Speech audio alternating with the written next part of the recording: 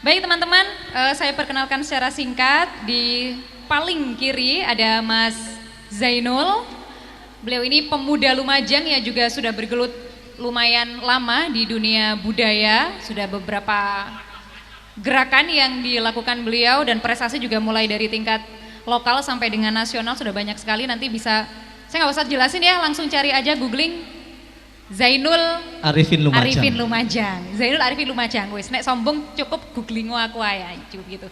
Di sebelah kanan Mas Zainul ada yang tidak kenal? Warga Jember ya kenal. Cak Torik, boleh kita beri tepuk tangan luar biasa untuk Cak Torik. Satu-satunya Bupati Lumajang. Bupati Lumajang. saya baru ini dengar Cak Torik dengan sedemikian bangganya ya.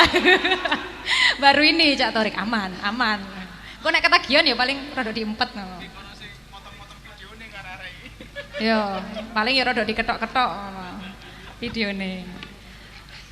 Monggo Mas Zainul. Baik, terima kasih. Silakan. Saya mulai kemarin ketemu enggak pernah manggil Mbah karena tidak afdol kalau di Lumajang enggak ada yang manggil Cak Tejo. Tepuk tangan untuk Cak Tejo. Kalau bupatinya saja dipanggil Cak, masa presidennya ada dipanggil Cak gitu ya. Jadi Cak Tejo saja. Ya, karena tadi saya tanya umurnya masih 2 tahun lah dengan teman-teman yang vokal grup katanya. Tadi Cak Tejo menyampaikan bahwa siapa sih yang kita contoh di Lumajang ini dan perlukah identitas itu sebenarnya. Syu'uba wa qabaila li ta'arofu. Kita hari ini beridentitas supaya tidak menjadi identitas tertentu.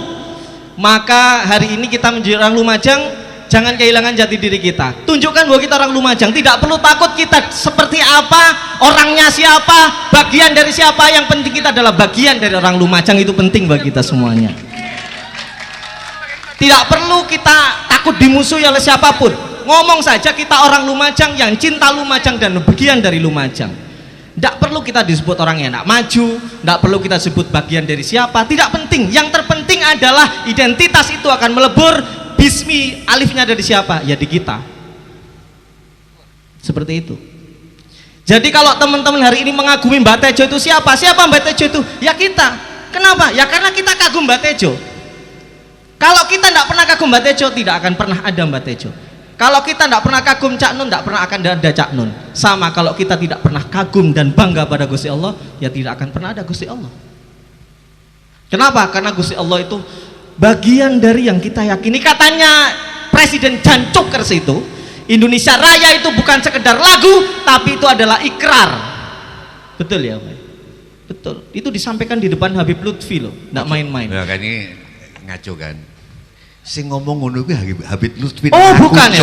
Sorry Mbak. Terus sorry. Terus Mbah Tejo. aku ditimbali nang kamari di Pekalongan. Oh iya. Kan iya. urut-urutane. Nek menteri diterima nang ruang tamu kan. Ya, betul. Nah, iki ben jelas anate. Presiden Jan Cuker diceluk nang kamari. Kamar. Berarti Lebih tinggi. iya, gitu loh.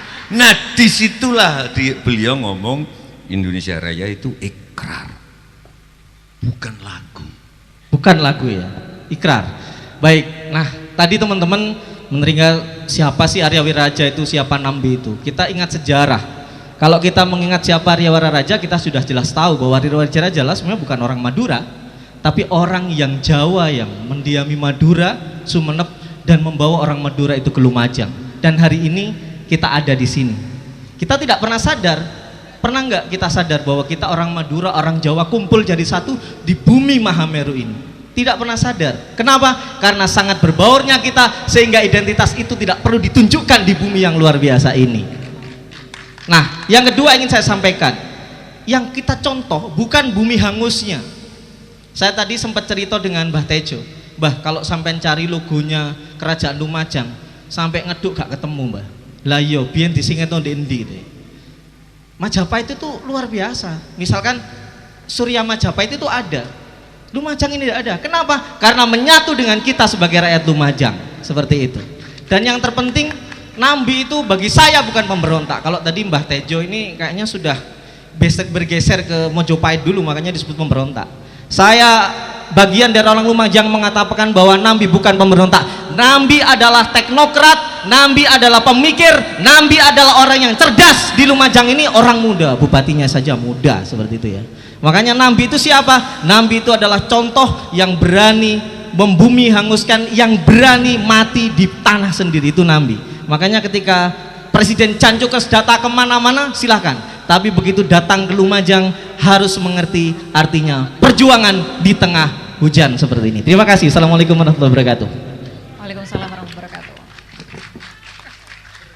Silakan siswa kedua mengumpulkan PR-nya. Monggo Cak Tori. Seru ini, seru. Saya tadi sudah minta kepada Ibu Kepala Dinas Pariwisata untuk tahun depan. Kalau tahun ini sudah Oktober, November, Desember, tahun depan itu harus mempertemukan antara guru dengan murid. Ya. Cak Nun dan Mbah Sujiwo Tejo.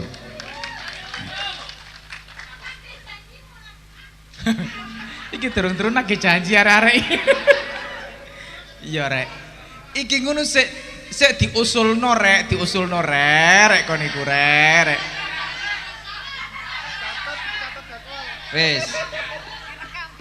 Muga-muga waktune padha cocoke. Soalnya guru sama murid iki rada-radaan.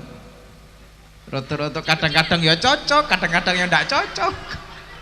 Nah, ini nanti saling mencocokkan dan semoga ada waktu saya juga akan sowan baik kepada gurunya maupun kepada muridnya supaya apa ya?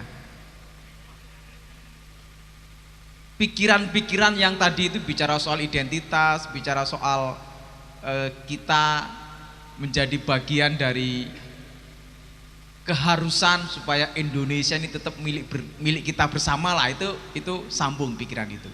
Tadi Mbak Sujiwo Tejo itu ketika ditanya soal isu-isu terkini itu kok rada-rada ngempet, aku najane rada anu.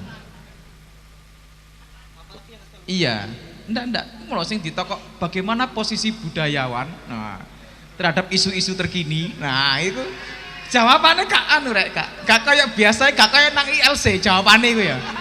Mbak ini gak ngerti pokok malam ini gak anu lah. Soal satu itu mau kurang anu rek, kurang. Iya kurang anu pokoknya. Sudah dijawab Cak, di atas angin. Iya. Di atas angin, iya toh Mbak? Lek bahasa Mbah Sujiwo Tejo kurang jancuk, ngono rek kira-kira rek. Iki ana bupati pertama mese-mese ya nang kene iki. Wis aja dibaleni. Iki kok mari ngono ana sing yo mosok aku nang kene ngomong gimana posisi budayawan dalam kondisi saat ini. Saat ini kita dukung Caimin kan nggak mungkin kan? Nggak mungkin lah, mosok aku ngomong ngono. Iya. Wis tambah tua iki mari nih.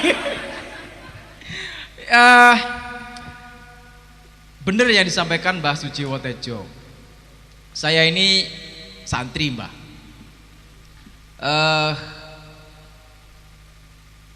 Dulu waktu mahasiswa itu agak-agak nakal, baca tulisan nakal, baca Das Kapital, Madilog, begitulah. Ada konsepsi soal kesamarataan ekonomi baik akses maupun modal. Nah, dari pikiran yang banyak itu, karena saya ini santri, maka ketemulah konsep ata'amahum minju wa amanahum min khauf. Ata'amahum minju itu memberikan kepastian terhadap bagaimana orang-orang yang lapar diberi makan. Ata'amahum itu to'ama, memberi makan, minju orang-orang yang lapar. Wa amanahum, dan memberikan rasa aman, min khauf, kepada orang-orang yang ketakutan.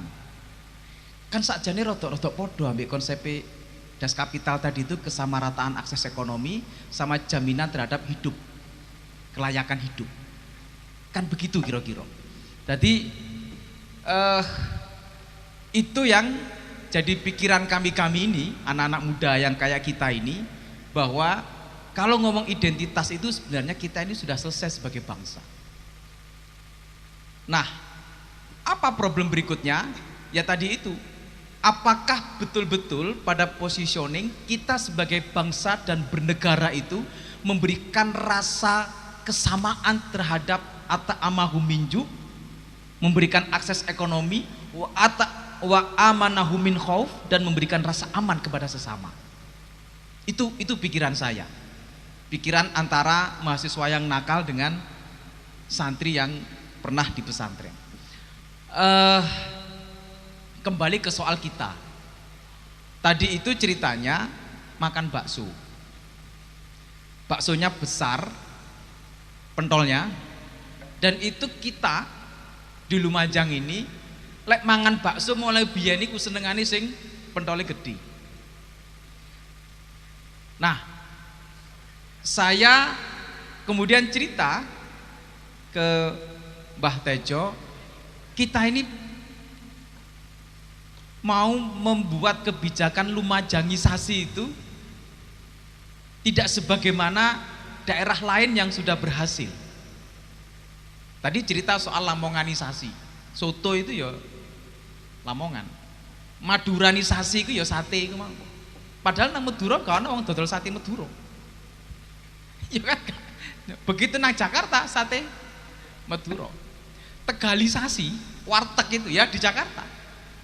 Nah sekarang sudah merambah ke segini-segini di banyak tempat, tapi yang namanya warteg itu ya identitas orang Tegal yang ada di Jakarta. Nah, tapi apa iya semua identitas itu harus dalam bentuk simbol-simbol itu? Atau begini, cerita ini begini. Orang itu baru tahu ketika kemarin ada erupsi Semeru bahwa Semeru itu Lumajang. Pernah lihat film 5 cm enggak? Eksposnya Lumajang apa Malang? Malang, Pak. Padahal Mbah, Semeru ku Lumajang, Mbah. Wis di kapak-kapakno Lumajang, sak pasir-pasire, sak lahar-lahare. Lah ya. Kemarin lahar dingin itu ya Lumajang.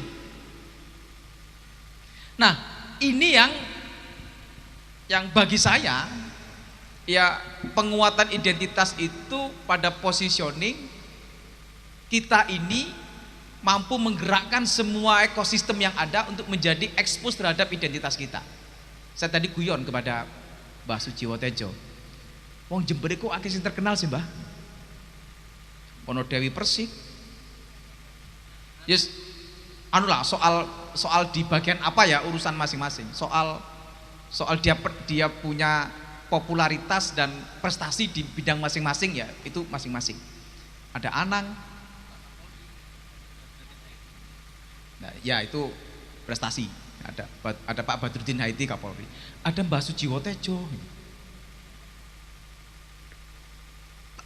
Kan itu jadi anu ya, jadi cara pandang yang mungkin sederhana bagi kita, tapi itu masuk banget sebagai sebuah bagian dari identitas.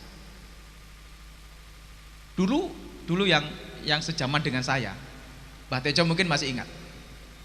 Ada bis dulu tulisannya itu tidak masuk Lumajang. Bis itu yang dari Probolinggo tidak masuk terminal Lumajang, Wonorejo langsung Jember. Dan bis yang tulisannya masuk Lumajang itu yang ke Kencong. Ini yang baru-baru, yang mahasiswa baru enggak paham gitu. Kata numpak bis kon benda. Mereka taunya drakor ya. Iya, lah iya itu temenan. Betapa itu menjadi sebuah kebijakan waktu itu hingga terminalnya dileh nang Wonorejo. Kenapa terminal dipindah ke Wonorejo itu? Biar tidak ada tulisan bis tidak masuk Lumajang. Mek ngono iku. Artinya apa? Itu identitas. Bagian dari kita semua untuk mengoptimalisasi identitas. Ya, sarannya tadi soal kuliner, ya itu menjadi bagian dari cara kita, pikiran kita untuk menghadirkan itu. Identitas yang lain, ya. Sehingga termasuk Mbah Tejo, saya berkeinginan untuk ekspos kembali gedung-gedung heritage yang memang itu harus dilestarikan. Ada yang pernah sekolah di SMP 1 Lumajang, SMP 1 Lumajang. Ada ya. Itu dulu gedungnya, gedung yang tidak kelihatan kalau itu heritage. Sekarang sudah kembali menjadi gedung yang expose heritage-nya kelihatan. Sekarang menjadi gedung perpustakaan. jenenge namanya kemudian diputuskan menjadi Perpustakaan Mula Malurung. Kon ngerti Mula Malurung ndak, Rek? Wah, kok niki, Rek? Iya, prasasti Mula Malurung kan ngerti ndak, Rek? Kon niki kakean WhatsApp, hidupmu tanpa aku tak berdaya. Ngono kon niki. Wah, wis. Nah, itu salah satunya bahwa kita ini punya identitas sebagai kota yang bisa mengekspos sejarah dengan potensi kesejarahan masing-masing. Oke, itu ya. Nah, wes soal Arya Wiraraja. Mbah, nanti saya kasih buku Sejarah Lumajang.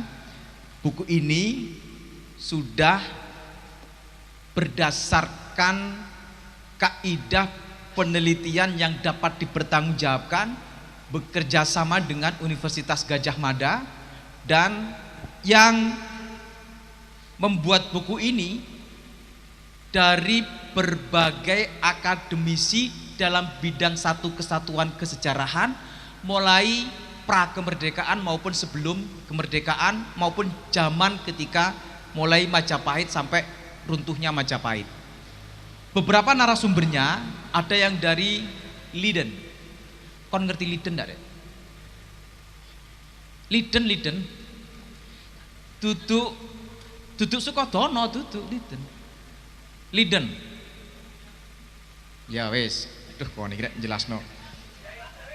Nah, beberapa narasumbernya juga kita pastikan betul-betul pada analisa yang dapat dipertanggungjawabkan. Termasuk nanti akan saya ceritakan apakah Biting itu makamnya Arya Wiraraja atau tidak.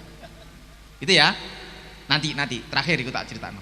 Saya akan baca saja beberapa supaya awakmu paham, Rek. Ndak kabeh. Tentang kerajaan Lamajang Tigang Juru. Wes. Jadi ada yang namanya kitab Pararaton.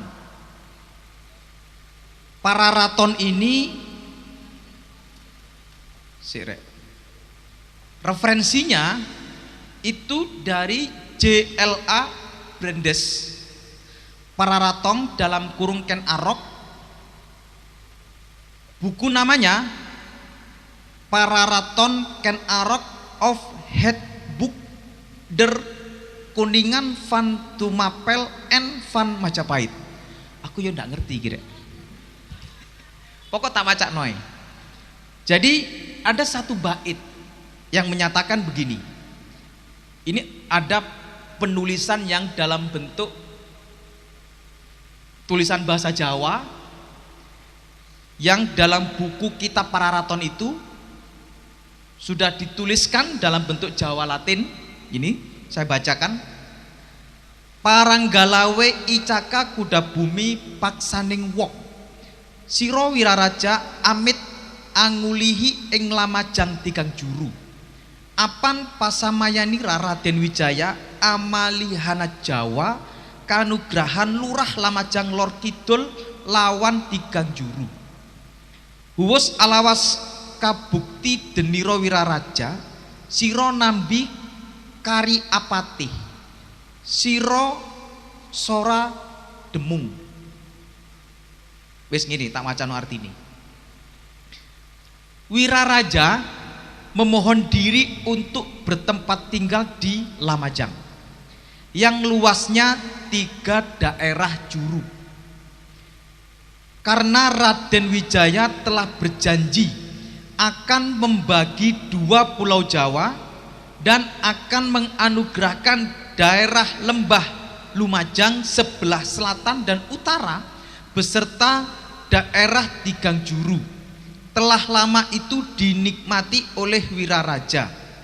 Nambi masih menjadi patih. Sora menjadi demung dan Tipar menjadi tumenggung. Pada waktu itu Tumenggung lebih rendah daripada Demung. Beliau Wiraraja tidak kembali ke Majapahit dan tidak mau menghadap raja pada bulan ke depan. Ujungnya saya sampaikan, ini ujungnya.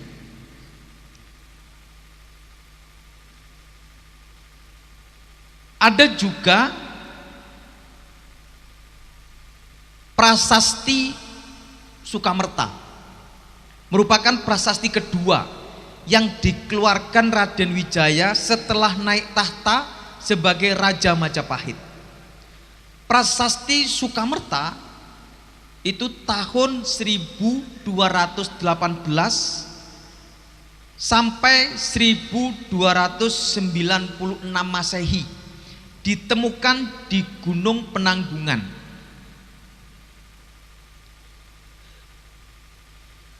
Jika dicermati dalam prasasti Sukamerta, nama Arya Wiraraja tidak lagi disebut sebagai rakyat menteri di kerajaan Majapahit.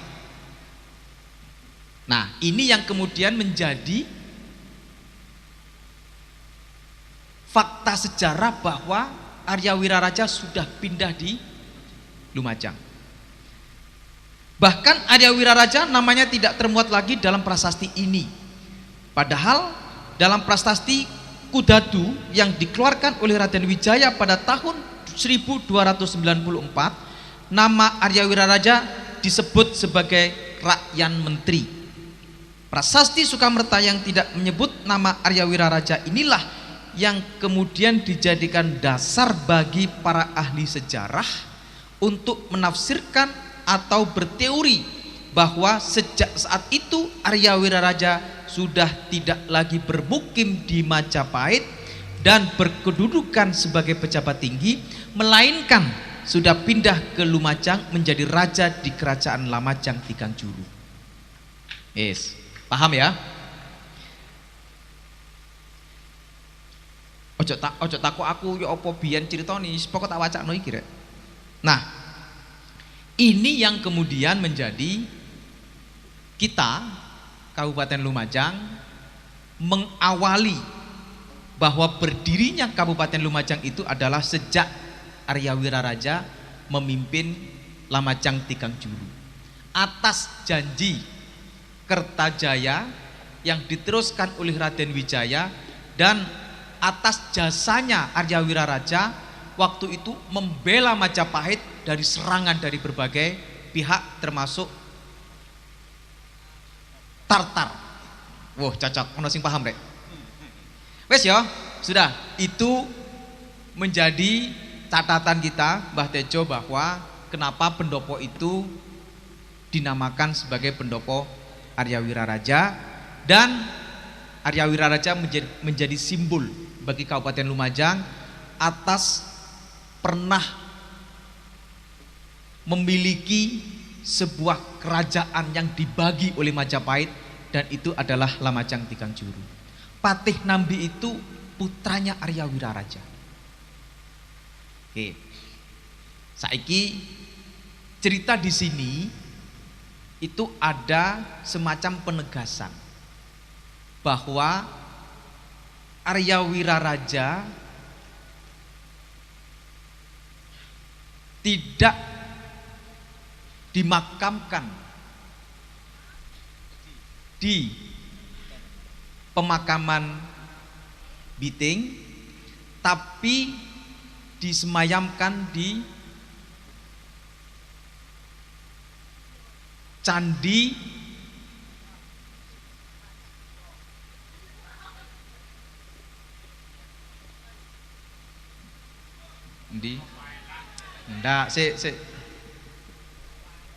Randu Agung, Candi Agung, ya, Candi Agung. Sira iki bupati akeh pikiran rek kon iki rek.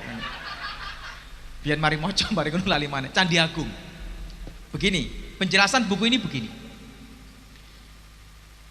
Jadi orang Hindu itu kan tidak dibakar, tapi dibakar. Ada pertanyaan begini, apa iya Arya Wiraraja Islam?